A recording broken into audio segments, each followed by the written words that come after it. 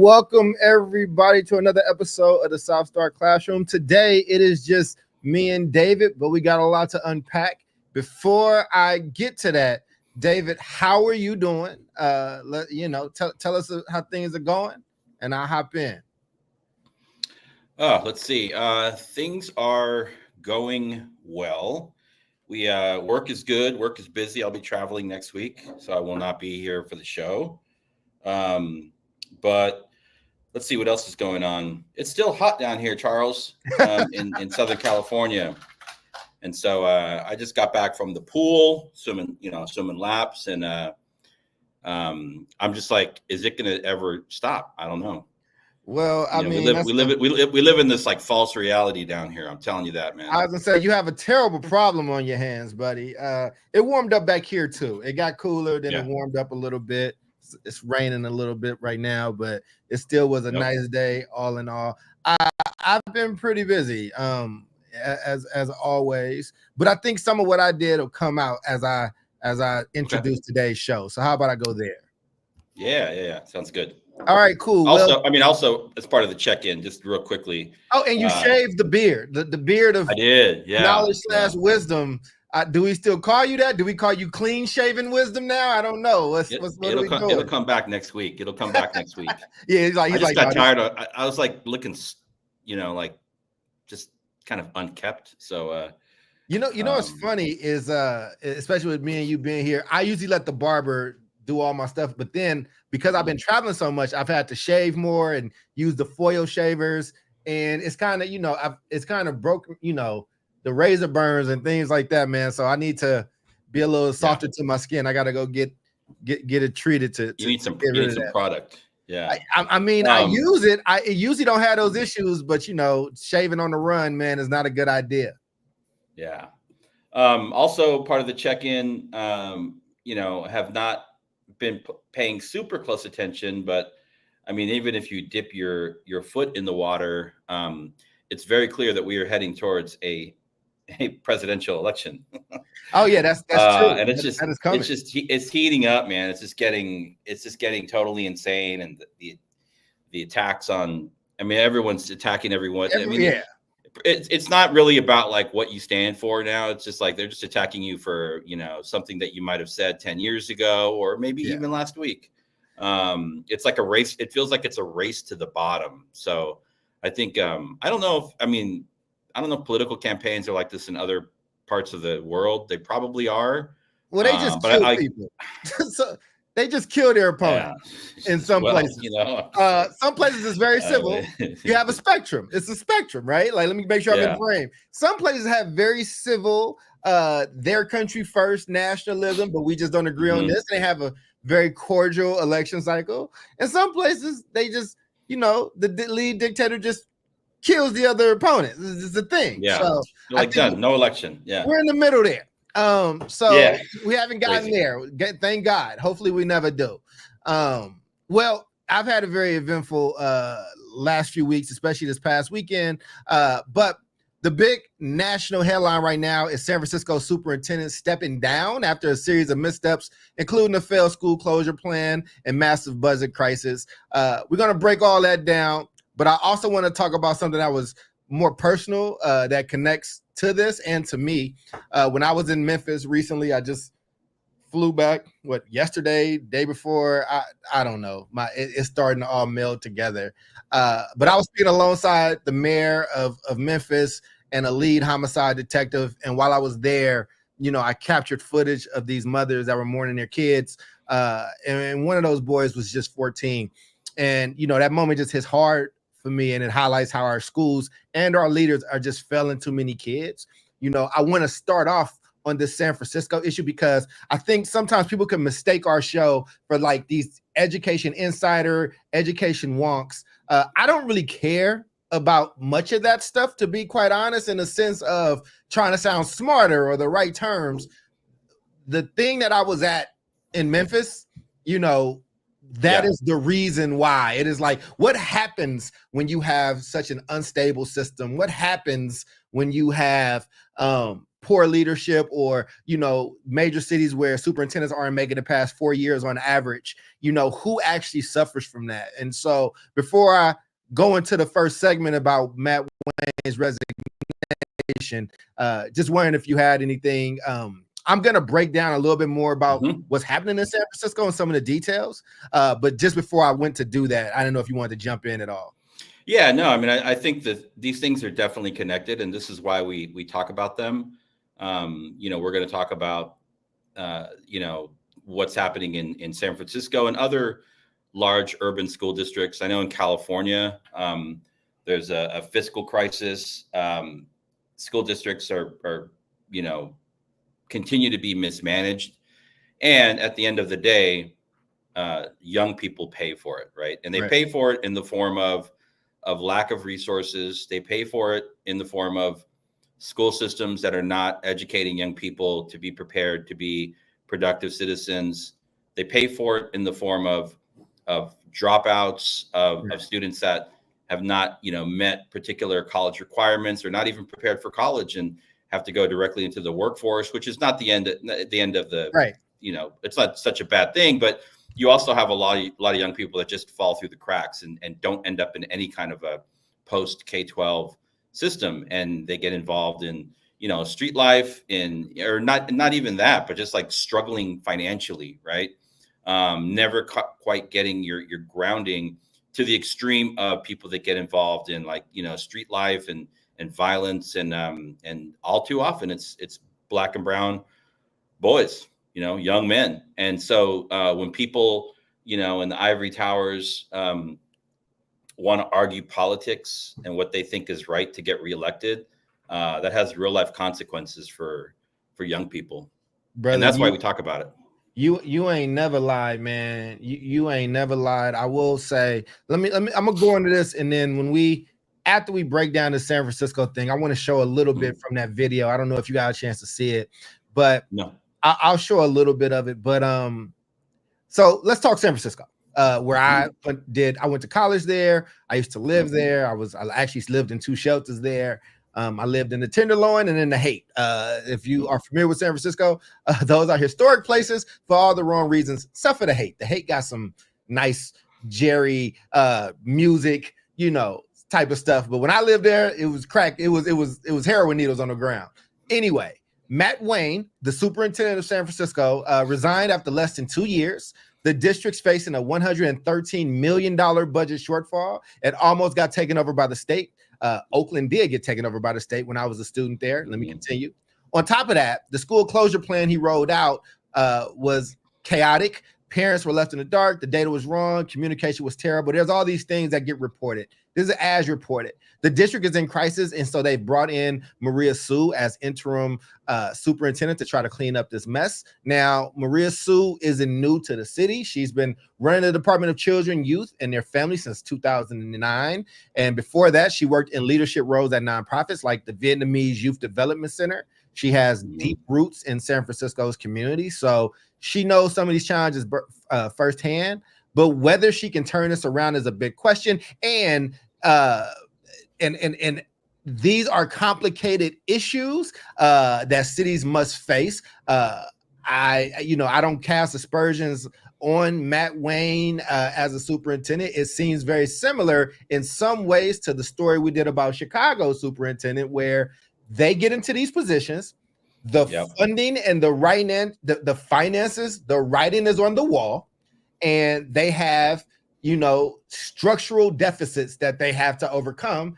And they are cities that are losing. I know San Francisco is losing so much of its citizenry to these from these public schools. They're going elsewhere. They're going to private. A lot of people are moving in that just don't have children. So you have these buildings intended to hold X amount, and you're getting half, less than half, in some cases, a quarter of the capacity of what the building can hold actually in the school. So let me pause there and just fill in anything I might have left out that was pertinent, David. But otherwise, what are your thoughts and reaction to this? To what particular part?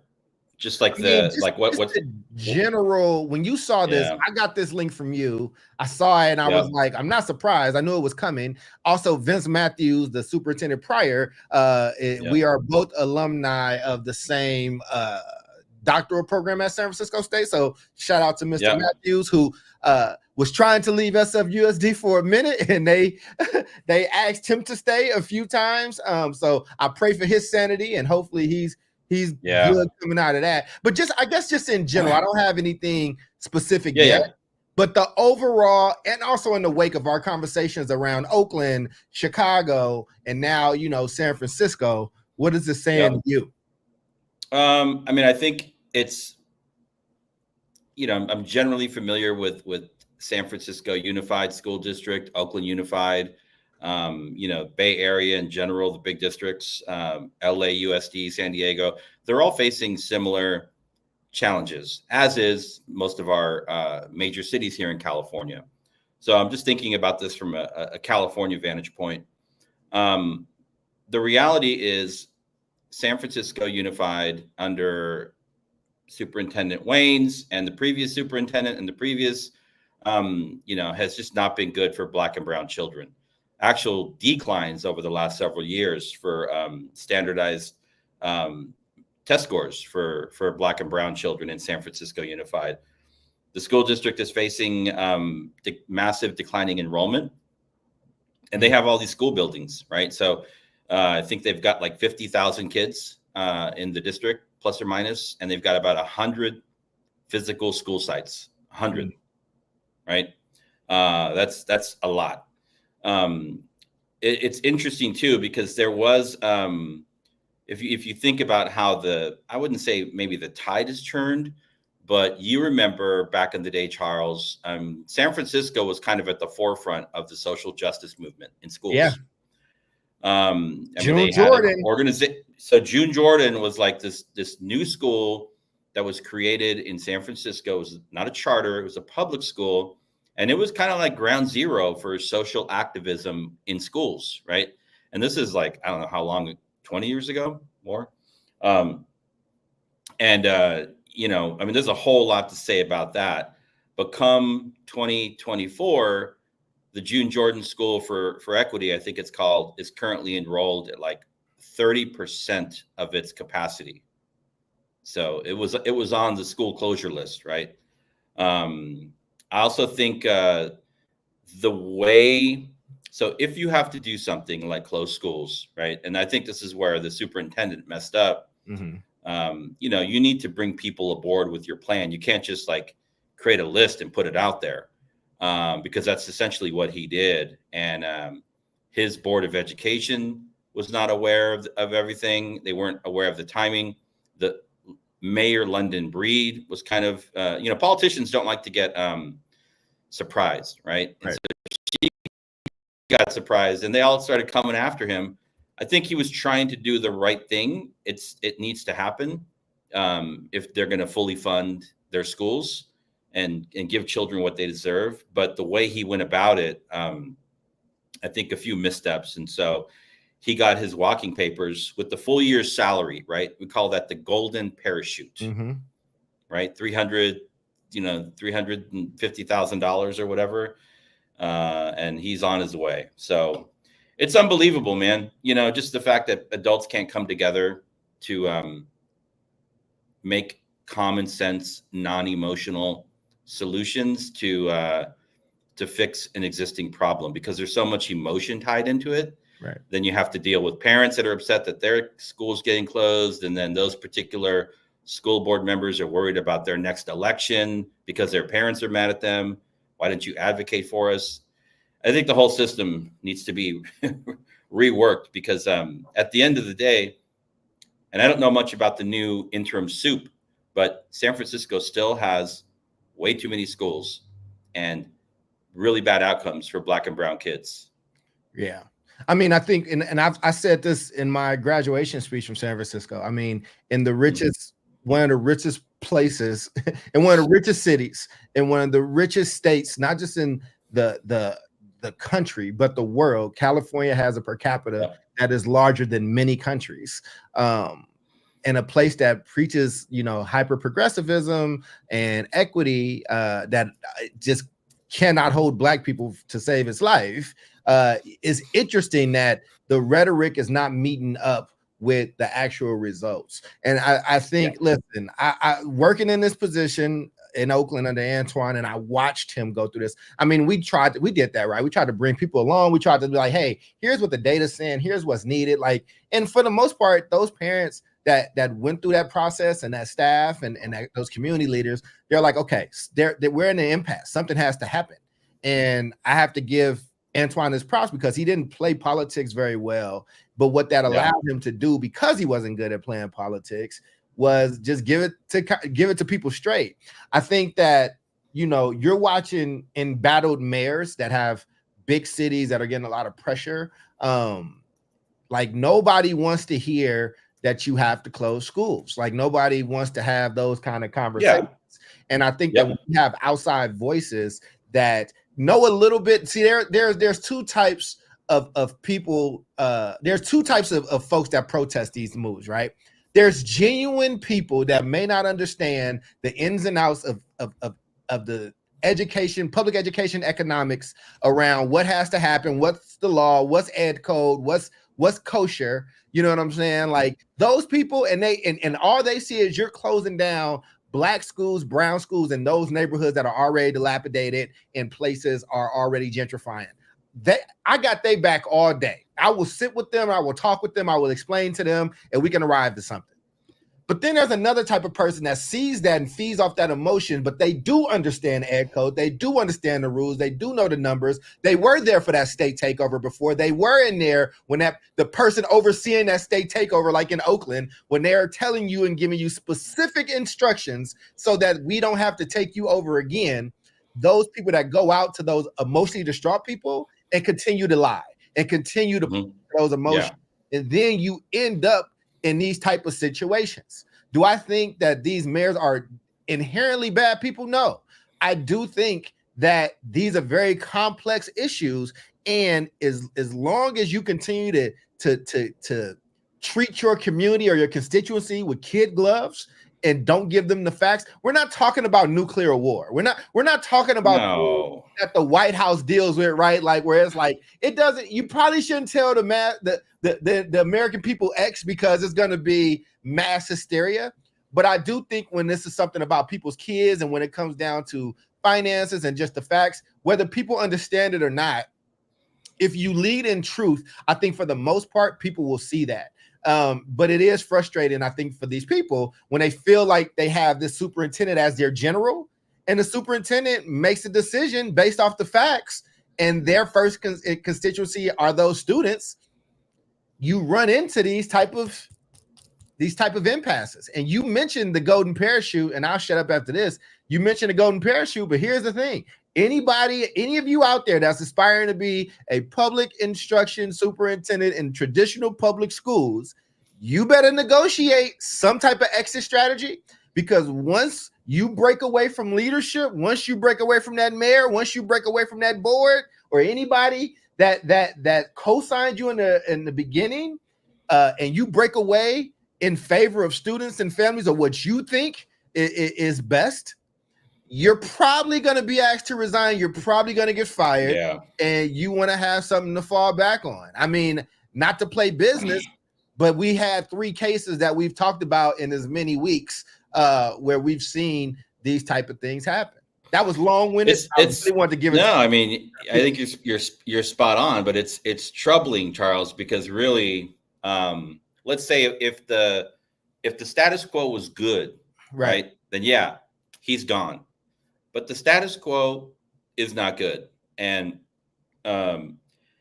he was trying to make some moves, and so, like, to break it down, school districts are not funded by the number of schools they operate. They're funded per student, right? Mm-hmm. So if you have 50,000 students spread out across 100 different sites, what is that per kid? Like 5, like a. How many did you say? If you have 50,000 students that are spread out across 100 sites, each site has what, like I mean, it's crazy. They're incredibly small, right? Like 500, right. Is that right? Yeah, it sounds about right. We don't have us doing math live, bro, on this education podcast, brother. I think that's right. I think. But so here's the issue. It's 500. It's 500. Yeah, it's 500. Okay, good. I would have been really embarrassed there. So you have a school. Think about a big building that was designed for 2,000 kids. You only got 500 going there.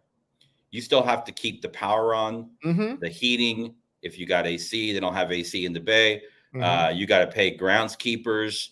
You got to pay buildings and maintenance to keep the whole thing up. Yeah. When you're actually only occupying, a quarter of the building. And so the other big piece connected to what we're talking about is they can't fully fund positions. Everything gets watered down. So at the end of the day, if I'm a student or you're a student and we draw what in California, $20,000, right? From the state government for education, local and state, we're only seeing like a small portion of that because so much of the other money goes into kind of the system just to maintain its lopsided nature. And so what that means is kids don't get access to, as many like specialists or extracurricular activities, or, lacking in curriculum and instructional materials. Maybe they can't hire, or keep the best, like high paid teachers. There are resources that don't make it to the student. And what that ends up doing is watering down education in a system that's already watered down.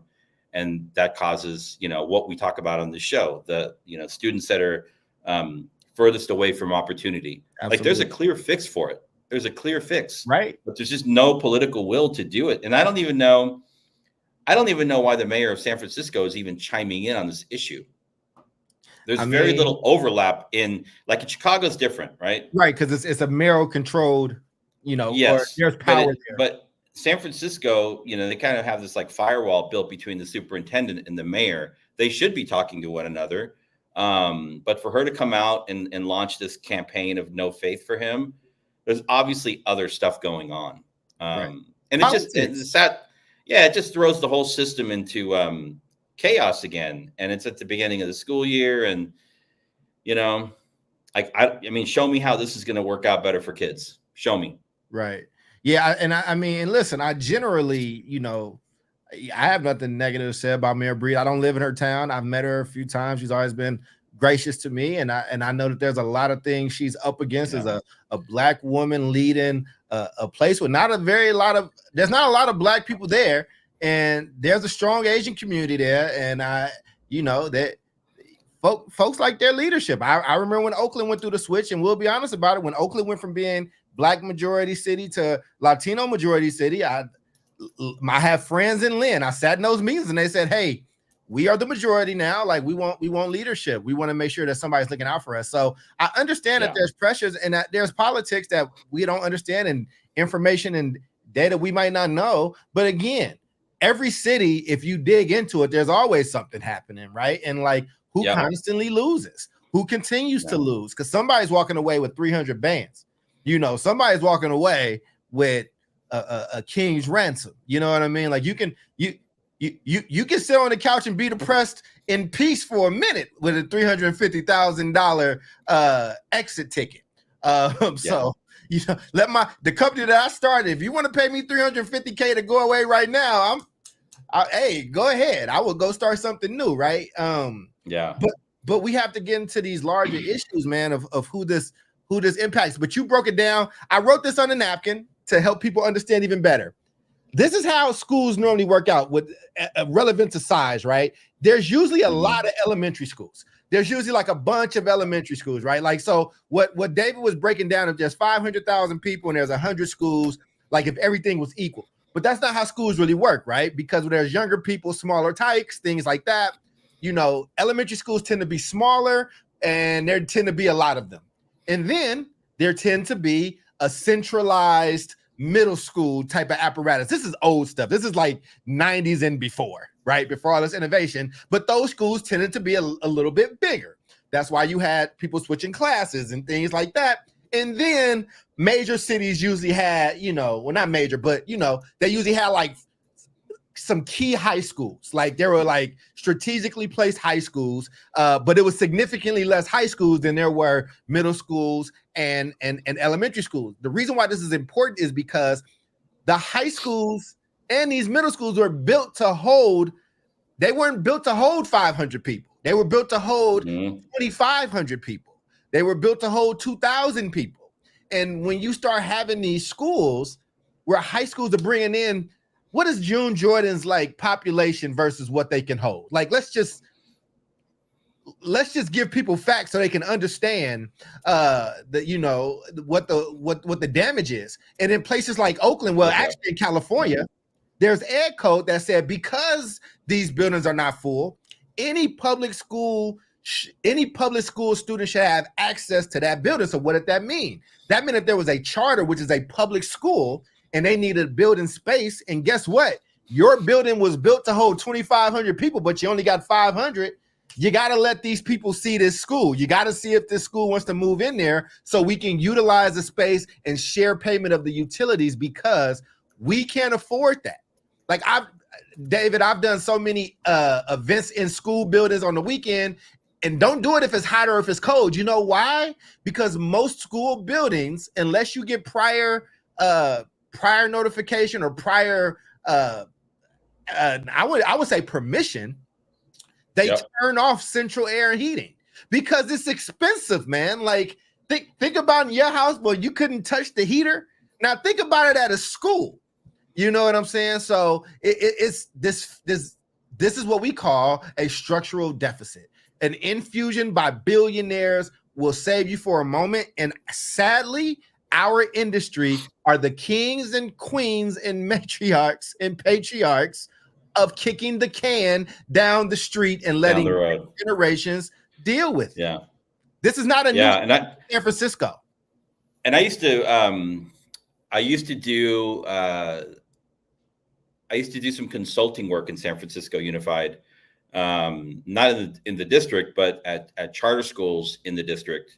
And was actually at one point being recruited for a role for a school there. Didn't end up taking it.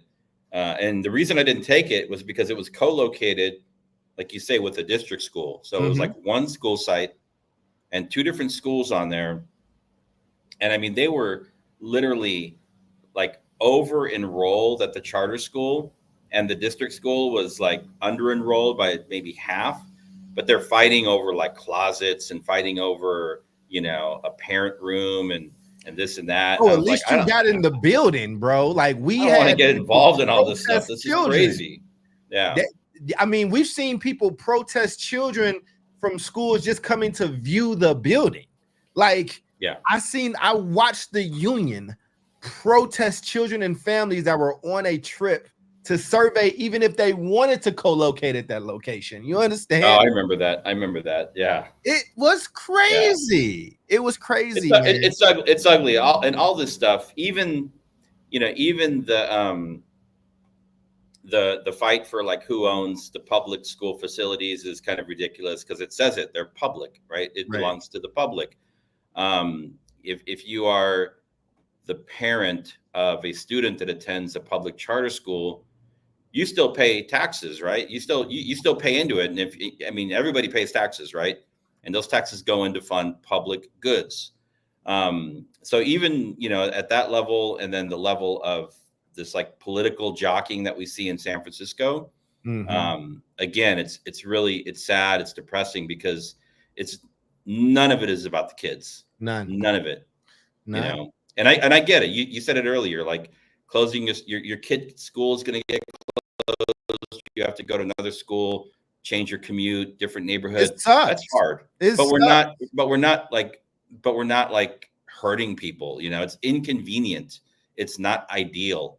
But for people just to like, pretend like it's the end of the world, it's not. It happens all the time. Well, and stores close. Yeah. Government, the DMV closes in this area because there's nobody there anymore. Oh, the hospital that I was born at closed down. The hospital that I was born at, Westlake Hospital, which I also went to Westlake Junior High School in Oakland. I was born at Westlake Hospital in Illinois. But anyway, it closed down a few years ago because it wasn't ran well. And when I was on a hospital board, and hospitals close, man, that's, when you're fiscally irresponsible. I mean, but here's the thing, and this is why I started out shooting the average American, the average community member bail, because all you see is like, wait, schools got to close, but we're not closing these white schools. We closing these black schools. We closing these brown schools. We closing these schools with these poor people in it.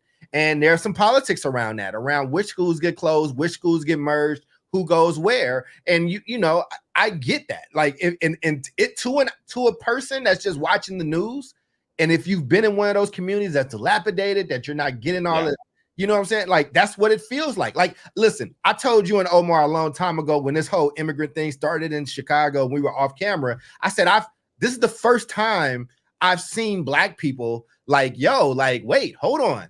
We've been here in these conditions and we haven't gotten any relief, but these new folks have come in, they're getting our resources, they're getting this. Like that's the first time I've seen black people upset around like an immigration issue to that level. Like I never personally seen that in my life. It's usually always this kind of connection, and everybody clears it up, right? Like it's not those people, but when you feel like you've been at the head of dilapidation and things like that, it's like, well, damn, it's always our schools, it's always this. So I understand the emotions that come from people that don't understand some of these things. Listen, it's just a messy situation, and this is why you see superintendents getting pressure from people like a David Castillo or a Charles Cole or us pressuring like the unions and things like that, because we know what's going to happen 6 years from now. We know what's going to happen 10 years from now, when it becomes untenable and you can't get that extra check, you can't get that extra relief, or your pension plan is about to hurt the Chicago firefighters and the Chicago police people. And now those people are looking at the school system like, hold on, now y'all are encroaching and I didn't have anything to do with that. It's the business, but somebody has to be an adult, David. Where are the adults? So this is a business statistic. I pulled up the information. So the June Jordan School for Equity the facility has a capacity for 1,200 students with 200 enrolled. Right? Any kind of like business model would be like, this is not efficient, right? You can't run any. And these, I mean, public goods, are they're businesses, right? Right. There's not a never ending. There's only so much tax money that can go into these things, right? So, I mean, that's probably an outlier, but it's also the kind of thing that people are pushing back against. And I will say, you're right. People don't want their kids' schools to get closed. But it looked like what Superintendent Matt Wayne was doing was like, okay, we're going to close the school in this Asian neighborhood. We're going to close the school in the Mission. We're going to close the school in Hunters Point. And then he messed up by putting San Francisco Public Montessori on the list. So all those Montessori parents, and I know them very well. I think he probably stuck the knife in right there, all on his own. And that's the thing, though, right? Because it's like, I mean, listen, man, it is. Some people got more power than others. Some people are more organized than others. I mean, it's just a fact of life. And it's a tough situation, man. Before we go to the next topic, what's your dog's name? This is good. Look at this. This is a good quote right here. Look at this. This is perfect, man. Absolutely. And politics eats good intentions and structure for lunch and then spits it out because it can. I mean, listen, man, you have to be a bureaucratic beast. Well, what's your dog's name back there? Her name is Poppy. She's getting angry because the neighbors are outside. Yeah. Let me see. Poppy was like that. So Poppy, I just want to point out, because I always give Jude shit about her dog. But the cool thing was Poppy was standing up at first in her very stern pointer. She was standing like a pointer. And she did that last week too, where she just stood still, like did not move. Her eyes were fixed on something for like 10 she's minutes. She's a guard dog, man. She's like, she protects us with all of her energy. It's crazy.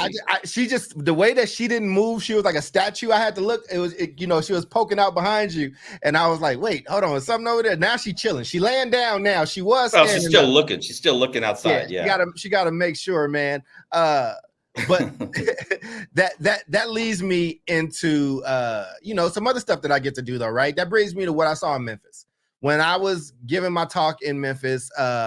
And I did a few. I did a parent training there about how to be a gen tech, how to make sure you're getting the most out of your kid's school, making sure those parents were equipped with information and knowledge from the agentic Black parent. And then I also did a talk at an event put on by these mothers, a friend of mine, who these mothers had lost their sons to the streets of Memphis.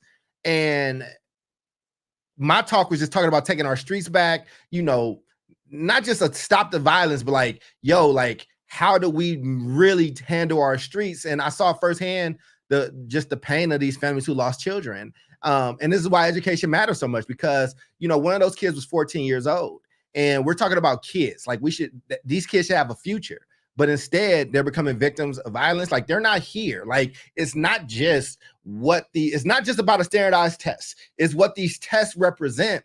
These tests predict with a certain accuracy how many of your kids are not just going to be poor, but are going to die.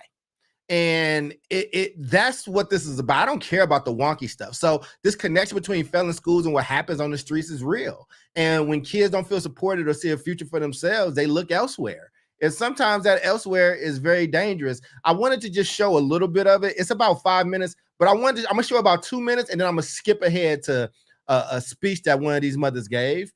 But we should not be comfortable with any of this. Let's start. If you are a mother or a father and you have lost your child to gun violence, please come stand up here with me. Always known as Blue. My name is Mona Thompson. Today is my son Kadarius Lewis' first year anniversary. Went to the cemetery. I tell you, God is good. Kadarius! Okay. So it's actually my brother, but I raised him on the son. So his name is Eduardo. Y'all know mine, Big Brother. My son is Carlos Jr. Everybody calls him CEO, so everybody knows. My name is Trunka Richardson, and my son name is John Richardson Rockwell, and they call him Zero. My name is Rita. I like you. Firstly, Tyrone, second, Johnson. Tyrone!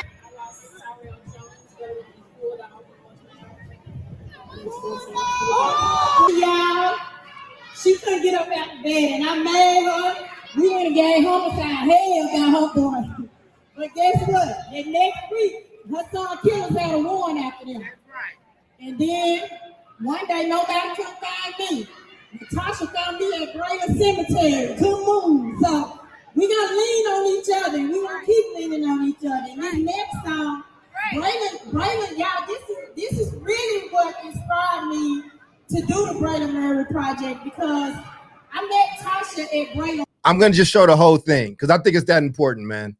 Wait, Braylon and her son was friends, and Tasha came to me and she was telling me how she'll have bad days, and Braylon would just out the blue call her, text her, send her a love text. So, and he lifted her up. So I try to do that with Tasha and all y'all, and we're gonna continue to do that, because if they ain't never been in our shoes, they won't understand. It's a difference in losing your child and your child being taken from you. I didn't want to say that today, but I do have to say something to the mothers. I know a lot of y'all heard that individual eulogy. I stood on business about my boy. One thing about it, grief is something serious. It comes and goes. First, I was like, oh, Lord, I don't understand what's going on. But these mothers in my neighborhood that need me, they need my voice. My voice carries weight, and they need to hear that losing a child it's something that no mother should ever have to go through. Like we birthed their child, especially I had the veto at age 17, which means that was my trenches baby. I got out the mud baby, and helped me find my way baby. So he helped me grow up. He grew up with me. So to Ashley and Mona, to Felicia, and every other mother that I know your name, stay strong. Remember that boy. Remember that girl.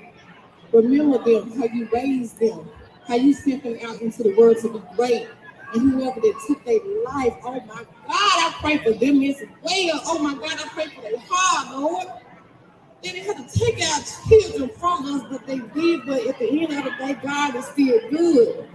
God is still good. So y'all stay strong and remember y'all boys and girls as they walk. And I love y'all. And a mother's heart would never break with you. Remember our child as they were. It's all right, Maria. It's all right, Maria. Mama, it's all right. Ashley, it's all right. Y'all, this next song the DJ got to play, I'm gonna dance with Tasha to it. It's a song Braylon dedicated to her son, and he lost his life. It's so hard to get Tasha out the house, y'all. It's so hard to get Mona out the house, y'all. But they out today, and we gonna celebrate our boys today, Mona and Tasha. I know them anniversary days hard, Mona, but you smile. I know. Come on, play it, DJ.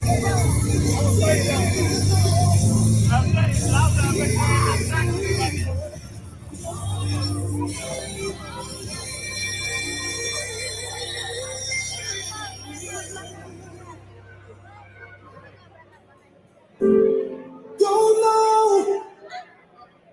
You don't know.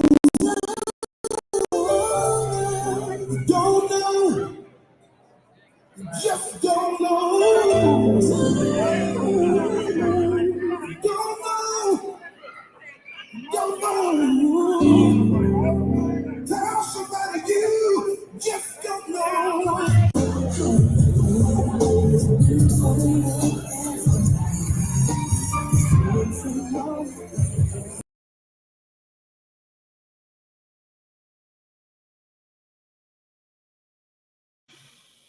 You're muted.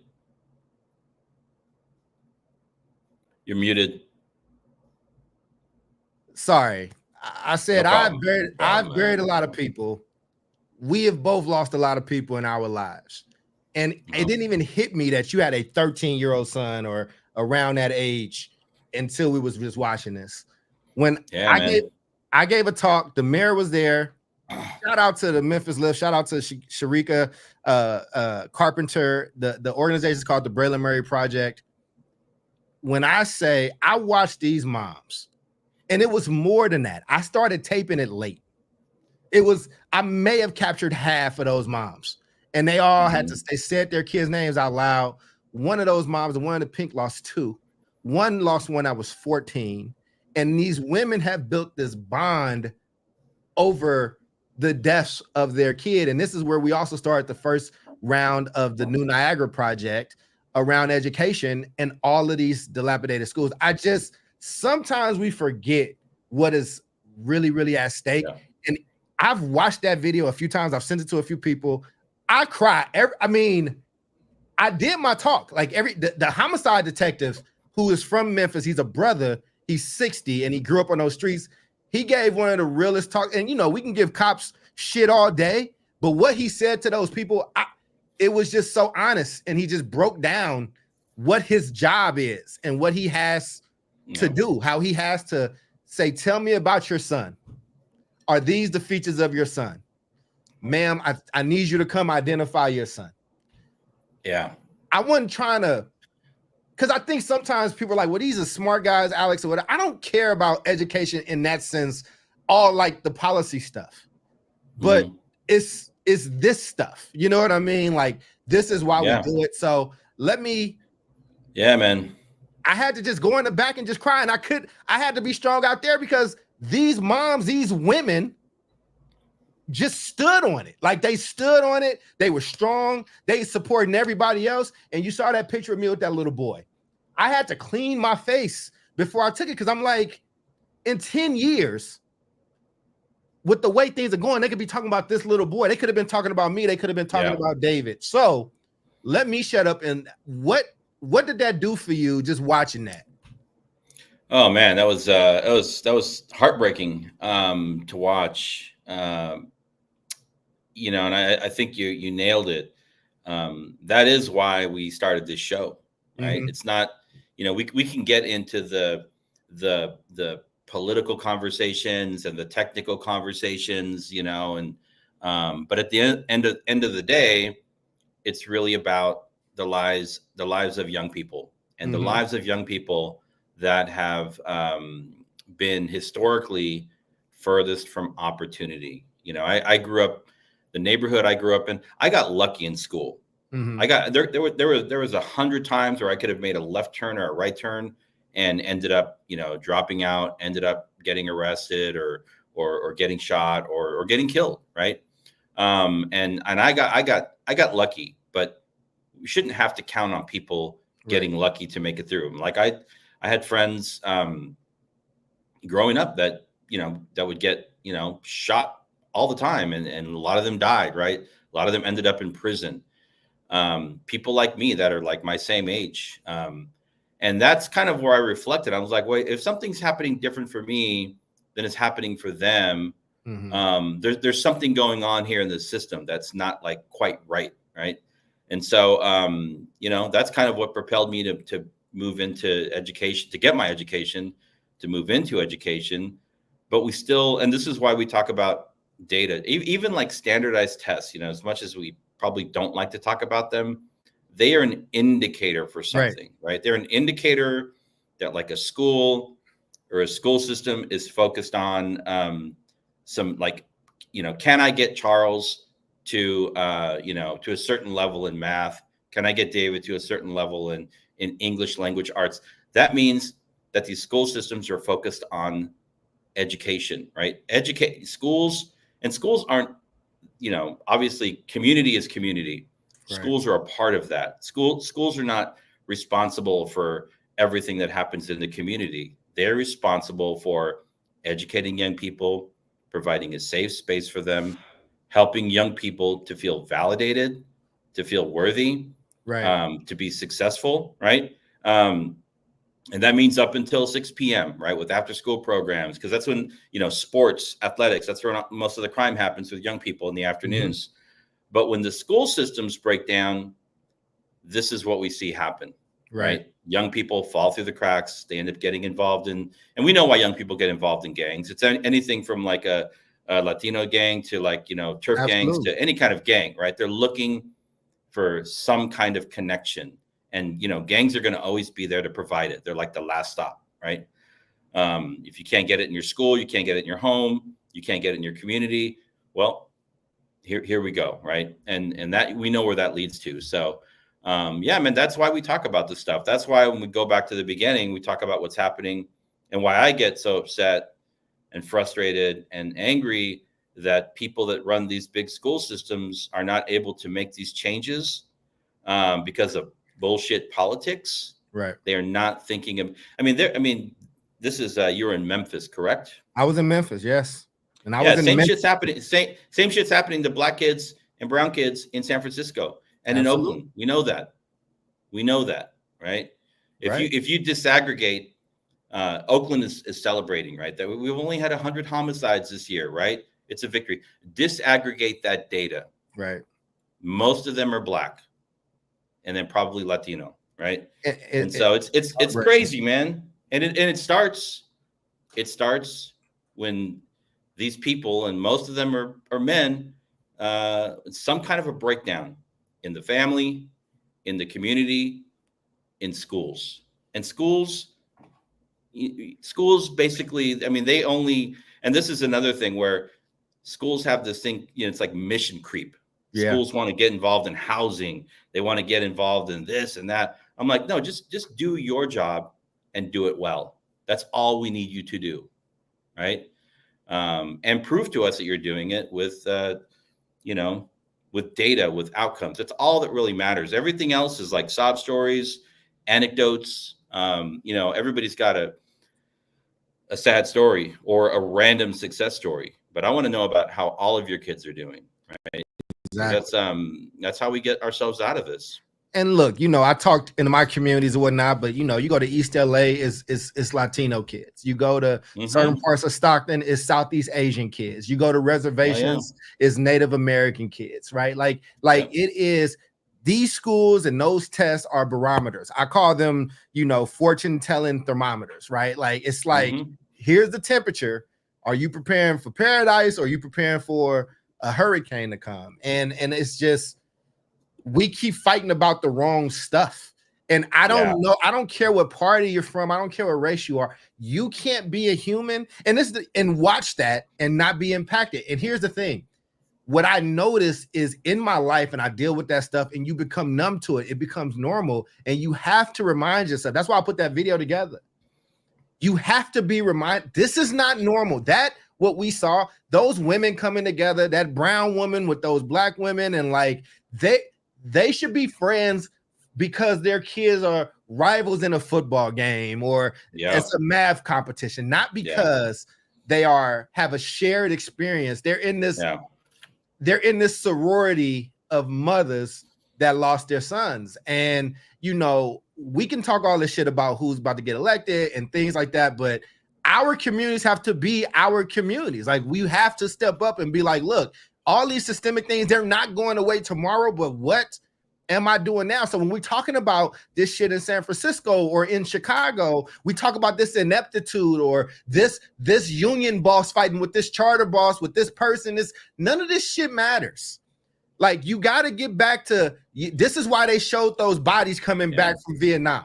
Like, you got to see these bodies. And it broke me, dog. Like, it almost broke me again in the middle of the show. And again, I was like, damn, I hope I'm not being insensitive because, again, how old is you? Like, I was like, fuck, I forgot that David is a father whose son. No, I think about it every day. I think about it every day, man.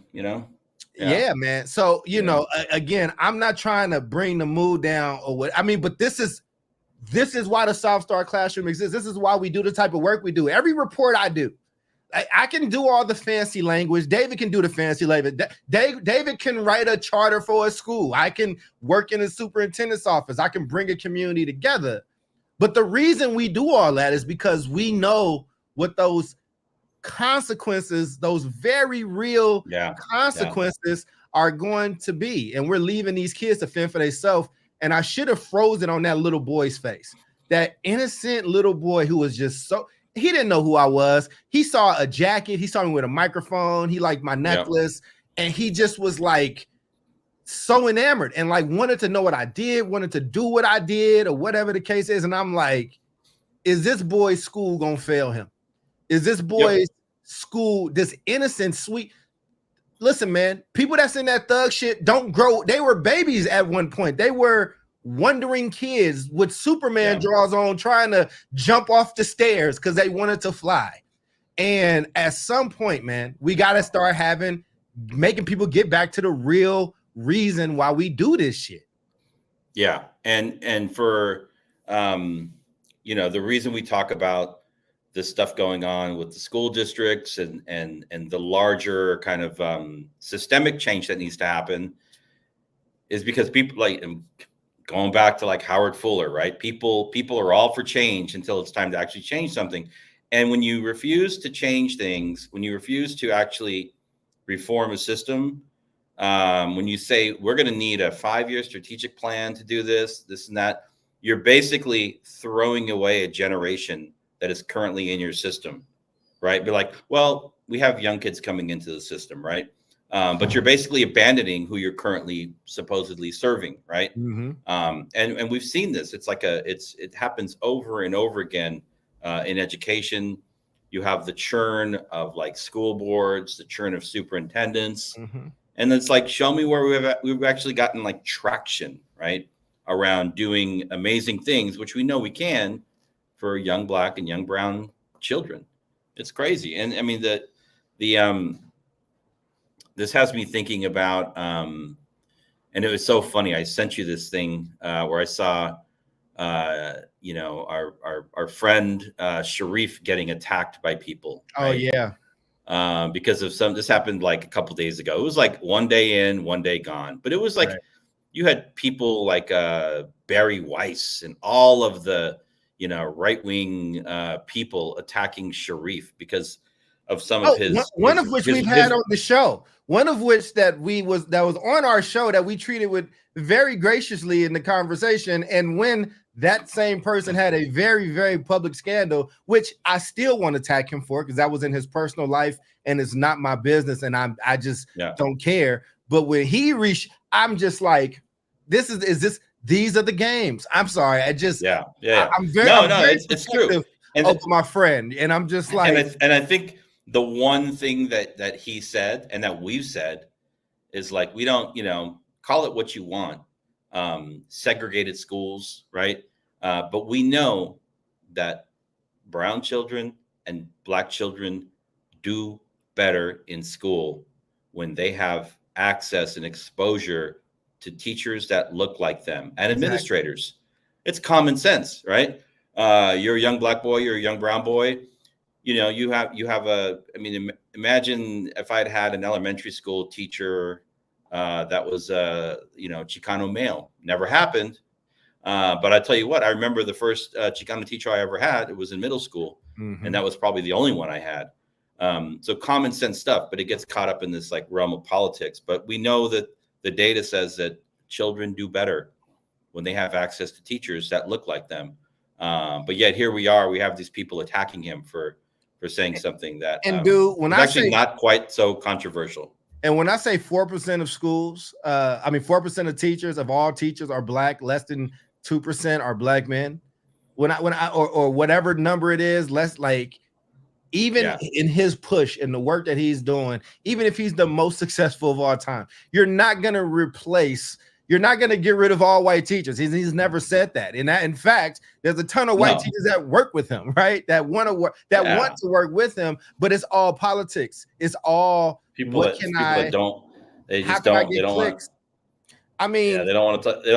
to talk about race, man. It's like they don't want to talk about race because it's very uncomfortable and it exposes the underbelly of our country, right? I mean, that's just what it is. It is. Listen, man, there are very real consequences to when we fail at our respective collective educational jobs. And we keep dealing in the politics of people who, whether they get fired, whether they have scandal, whether in the end of the day, they should be okay.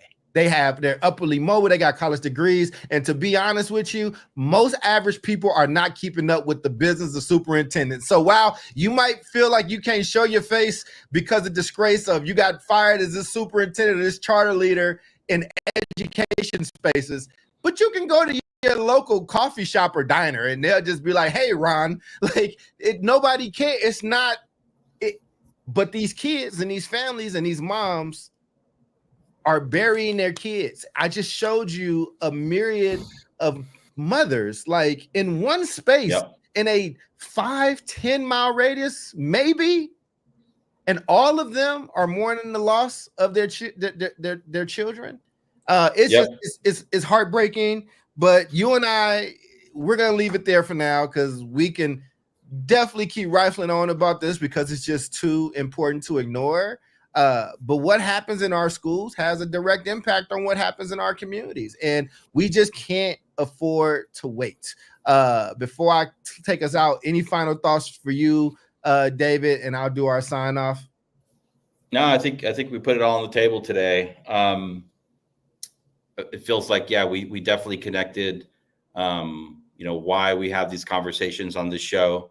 At the end of the day, I know for people like me and for people like you, it breaks down to like real life outcomes for young people.